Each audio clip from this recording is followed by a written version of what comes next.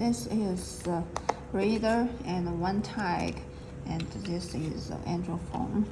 And use this software. You can see this tag operate and read or write.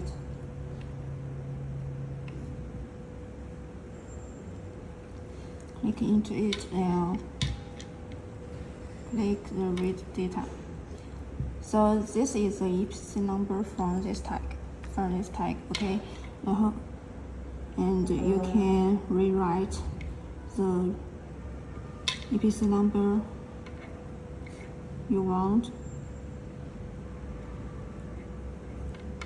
like this, and then click the right tag. Then read again. You can back to here. You can check if the write is success, and you can see there. This is what we write. 2, 3, 4, 5, 6, 7. This is what we rewrite just now. Okay. And I can show you again. Read, and this is tag, same tag, and then rewrite again. Let's use the different character.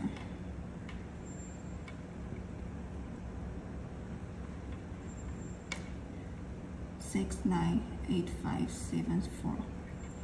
Then write successful and read, and back to here. Click here and start, and you can see the EPC number have changed.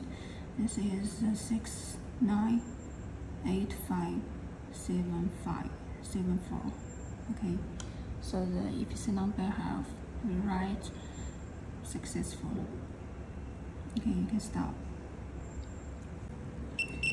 And there also have one thing you need to be careful is there parameter setting here, and this is the power you can get.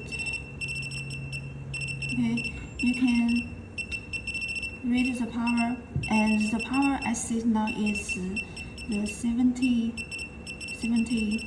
and please set the lower power, and make sure the reader only read one tag around here. So make sure the tag write is success. Okay.